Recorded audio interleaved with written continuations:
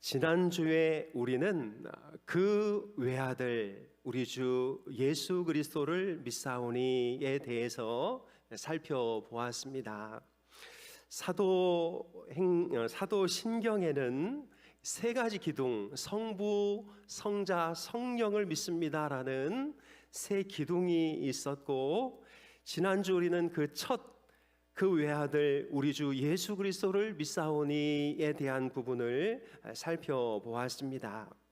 잠깐 복습하면은요, 예수님은 외아들입니다. 이 외아들이라는 말은 혼자 한 명의 아들이라는 의미라기보다는 독특한, 하나님과 꼭 닮은, 하나님의 모습을 투영하는 하나님이라는 의미라고 말씀드렸습니다. 그래서 우리가 예수님을 잘 알 때 성부 하나님이 어떤 분이신지를 잘 깨닫게 된다고 이야기 드렸지요. 또한 그분의 이름은 예수입니다. 예수. 이것은 그분이 상상 속의 인물이 아니라 역사 속에 실제로 존재하셨던 하나님임을 우리에게 가르쳐 준다고 하였습니다. 또한 그분의 직임은 그리스도이십니다. 그분만이 우리의 유일한 메시아, 유일한 구원자가 된다는 것을 말씀드렸지요. 마지막으로 그분이 바로 우리 주라고 그랬습니다. 다른 사람의 주인이 아니라 바로 나의 주인이 된다는 것을 믿어야 한다는 것이지요. 오늘은 사도신경 강의 다음 시간으로 성령으로 잉태하사 동정녀 마리아에게서 나시고, 이 부분을 같이 살펴보려고 합니다. 이 고백은 첫째로 예수님께서 성령으로 잉태되어 출생하셨다는 것을 우리에게 말씀하고 있습니다.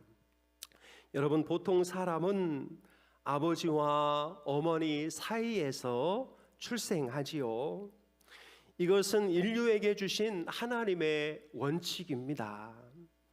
그 누구도 남자나 남자, 여자나 여자 사이에서 태어날 수 없고, 반드시 남자와 여자의 육체적인 연합을 통해서 이 땅에 태어나게 되는 것이지요. 남성의 정자와 여성의 난자가 만나 그것이 수정되면 이 수정체가 자궁 안에 착상되어 딱 10달이 지났을 때 건강한 아이로 태어나는 것이 자연의 원리입니다. 그런데 예수님은 성령으로 잉태되어 이 땅에 태어났습니다.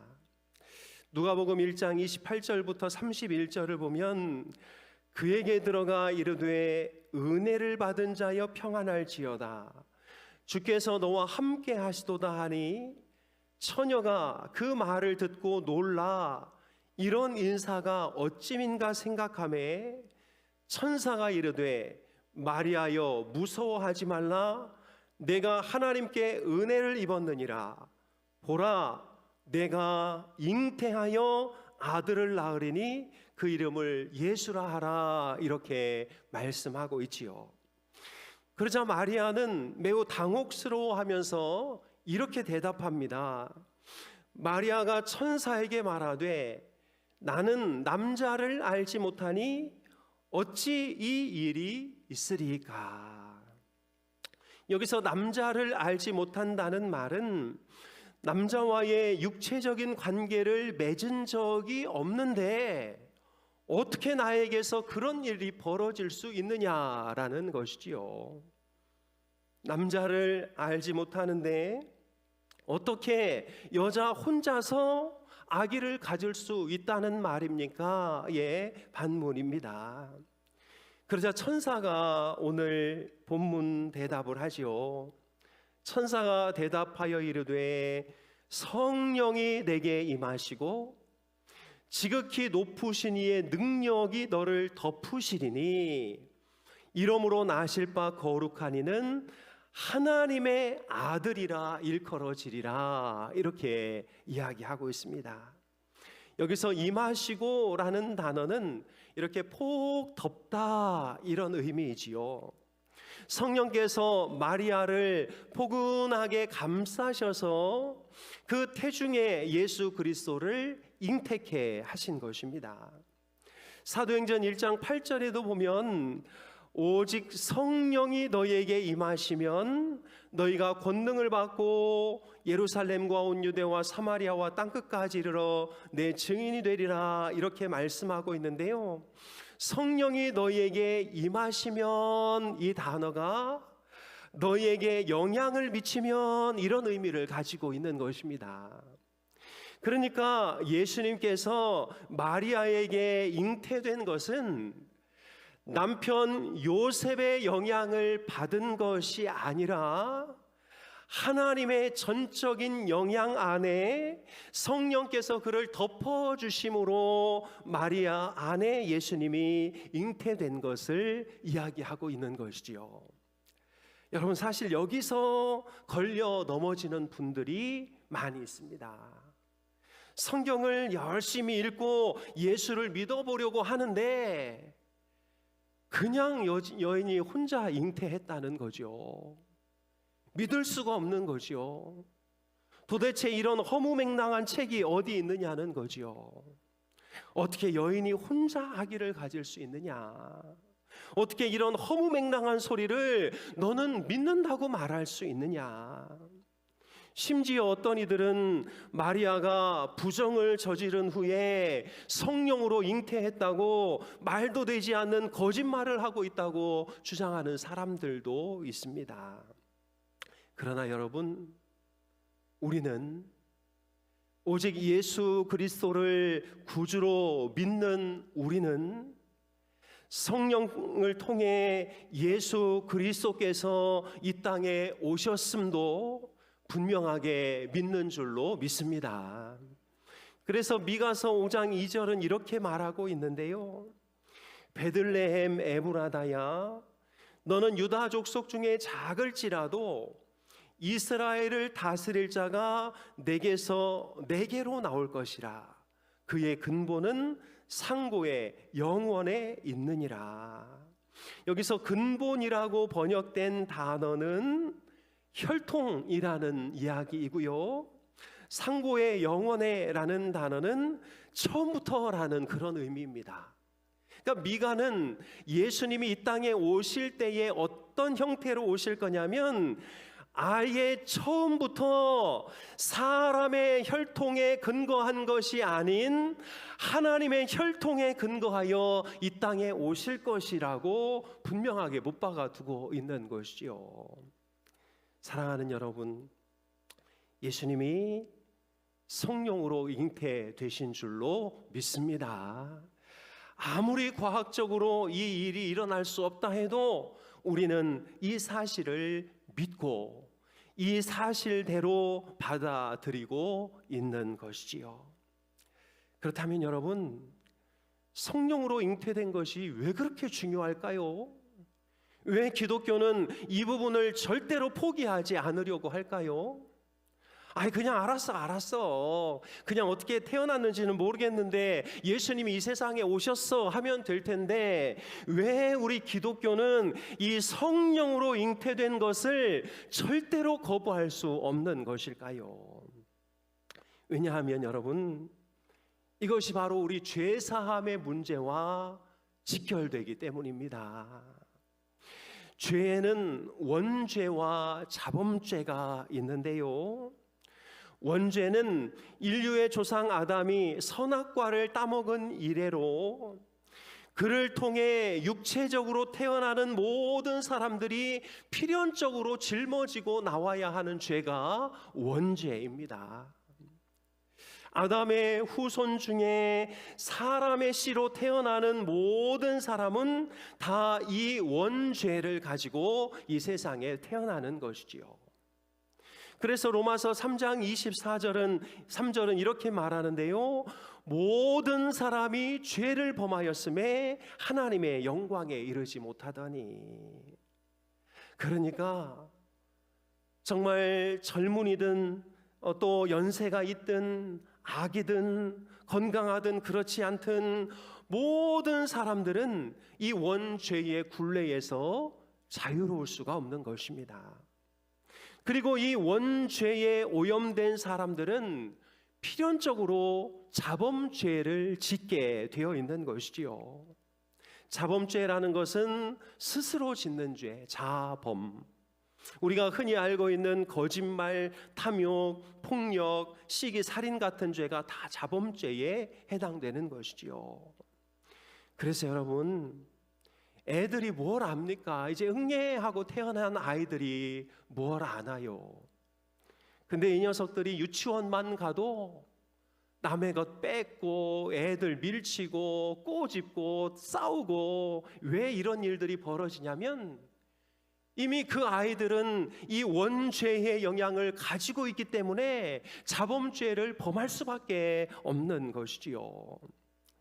그래서 여러분, 사람은 죄를 지어서 죄인인 것이 아니라 죄인이기 때문에 죄를 짓는 것입니다.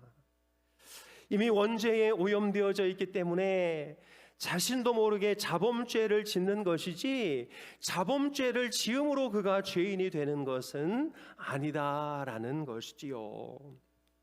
그런데 예수님이 성령으로 잉태되었다는 것은 이 원죄의 사슬을 완전히 끊으시고 죄가 없는 상태로 이 세상에 내려오셨다는 것입니다. 그래서 히브리서 4장 15절은 이렇게 말씀하고 있는데요, 우리에게 있는 대제사장은 우리의 연약함을 동정하지 못하실 이가 아니요 모든 일에 우리와 똑같이 시험을 받으신 이로되 죄는 없으시니라, 이렇게 말씀하고 있는 것입니다. 여러분, 인간을 하나님께 연결하려면 그는 적어도 두 가지를 갖추고 있어야 하는데요, 그분은 완전한 하나님이셔야 합니다. 그리고 또 하나는 그분이 완전한 인간이 돼 죄가 없어야 하는 것이지요. 이 세 가지 자격을 빠짐없이 갖추신 분이 이 세상에 오직 예수 그리스도밖에 없는 것입니다. 수많은 종교가 있고 수많은 철학이 있고 수많은 현자들과 지혜로운 사람들이 이 지구상에 왔다 가지만 그들이 아무리 뛰어나고 아무리 지혜롭다 할지라도 그분은 이 원죄의 영역에서 벗어날 수 없었기 때문에 우리의 구원자가 될 수 없는 것이지요. 사랑하는 여러분, 지난번에도 말씀드렸듯이 우리 예수님은 완전한 중보자가 되셔서 한 손은 하나님의 손을 붙드시고 한 손은 우리의 손을 붙들고 있는 줄로 믿습니다. 그래서 우리가 구원받을 수 있는 것이지, 우리가 어떤 영역을 열심히 뭔가를 이루어서 열심히 헤엄쳐서 건널 수 있는 강이 죄의 강이 아니다라는 것이지요. 오직 유일한 중보자 예수 그리스도는 우리의 선악과 우리의 강약에 따라 우리의 손을 잡았다가 놓았다가 하시는 분이 아니십니다. 그분은 한편으로 하나님의 손을 꼭 잡고 계시고 다른 쪽으로는 우리의 손을 꼭 붙잡고 있는 것이지요. 그래서 그분만이 유일한 중보자가 되시고 하나님이 구원하길 원하는 모든 사람을 예수님이 구원해 내실 수가 있는 것입니다. 사랑하는 여러분, 오직 우리 예수 그리스도의 손을 꼭 붙잡고 그분만을 우리의 구원자로 삼고 살아가는 우리 모두가 될 수 있기를 주님의 이름으로 축복합니다. 둘째로, 예수님은 동정녀에게서 나셨습니다.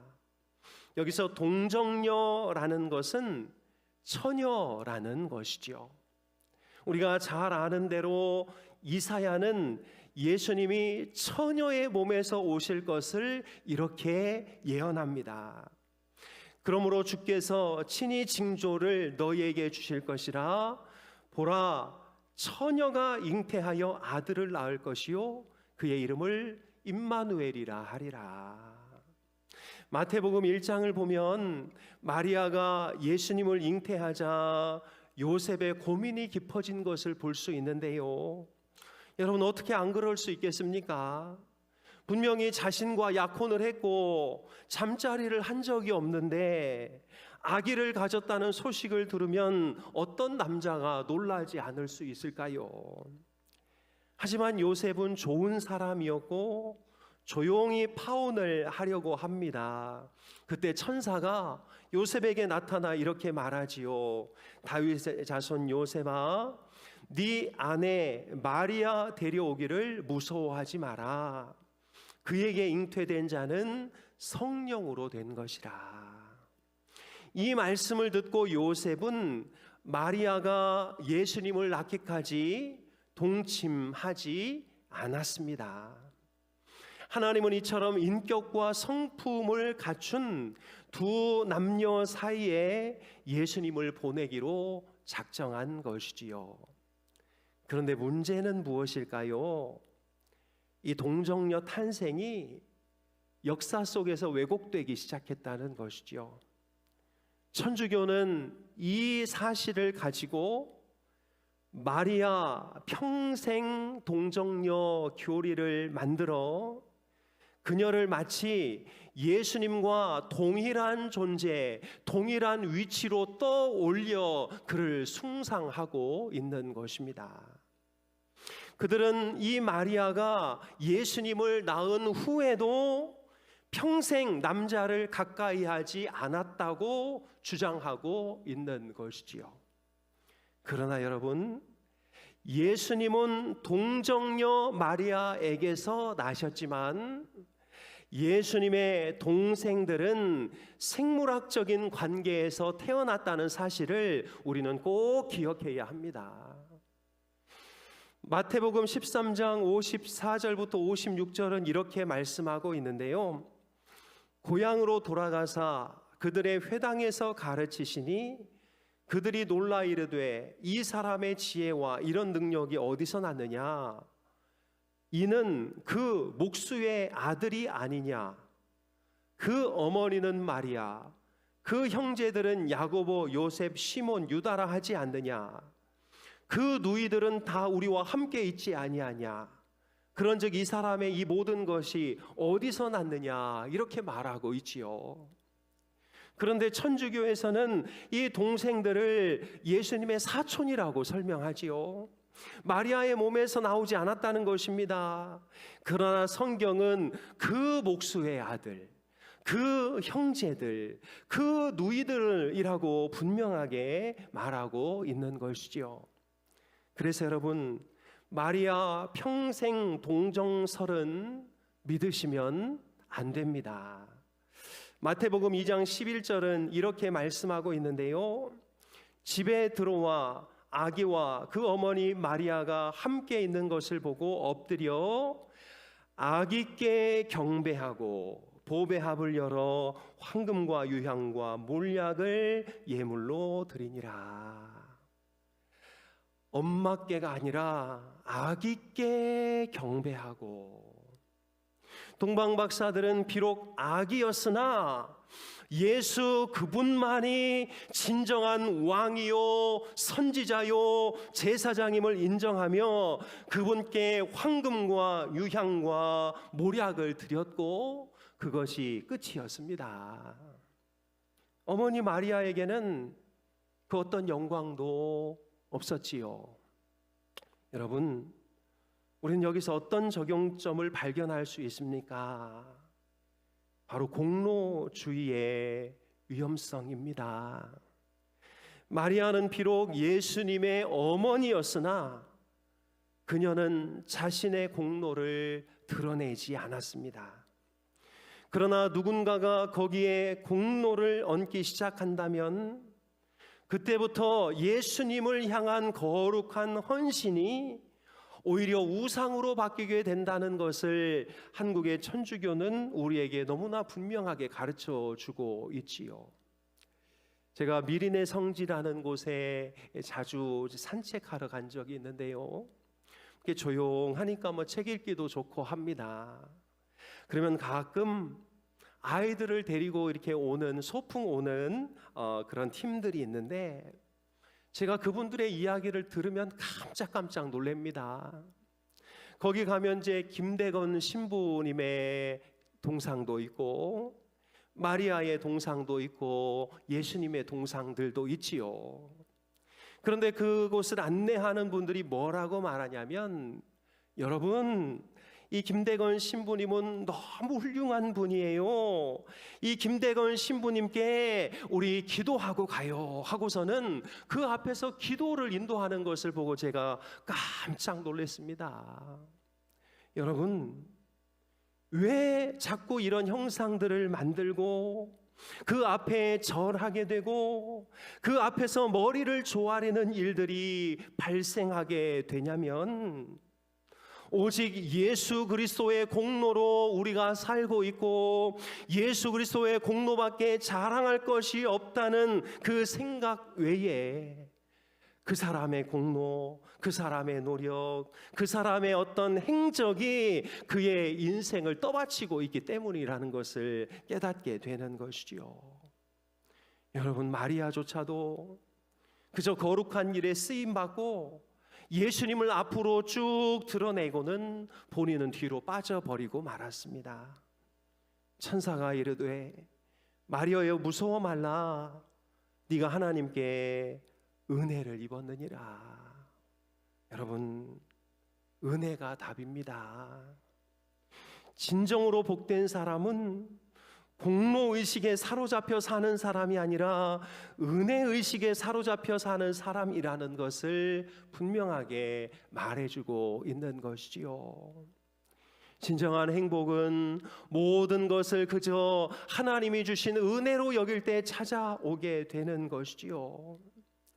설교 준비를 하다가 이 부분에 대한 예화가 필요해서 은혜의식과 공로의식 이렇게 검색어를 넣었더니 맨 위에 이런 글이 올라와 있었습니다. 조금 긴데요, 제가 읽어드리겠습니다.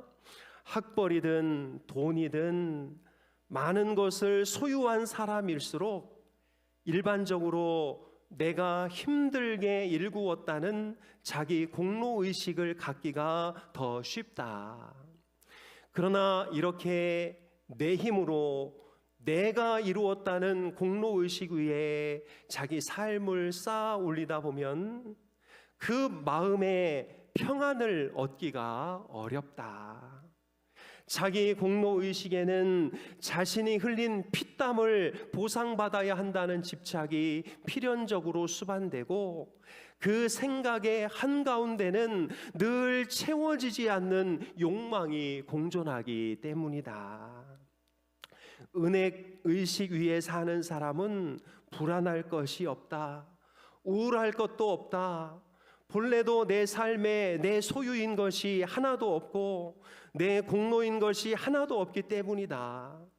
하나님 안에 잘 거하다가 덤으로 좋은 것 누리게 하시고 좋은 것 맡겨주시면 감사, 혹 험한 것 맡겨주셔도 하나님이 나를 믿으시는구나 하고 감사, 삶 자체가 만족이요, 이것이 진짜 하나님 안에 거하는 삶이고 은혜의식 안에 거니는 삶이다.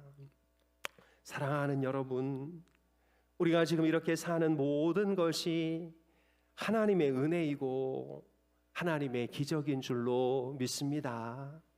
노회 목사님들이 가끔 목양실을 찾아오는데요, 목사님 목양실 너무 좋아요, 이렇게 말씀을 하셔요. 저는 진짜 제가 이런 공간에서 근무할 수 있는 자격이 있나, 정말 이렇게 좋은 곳에서 편안하게 사역할 자격이 있나 늘 깨닫는데요.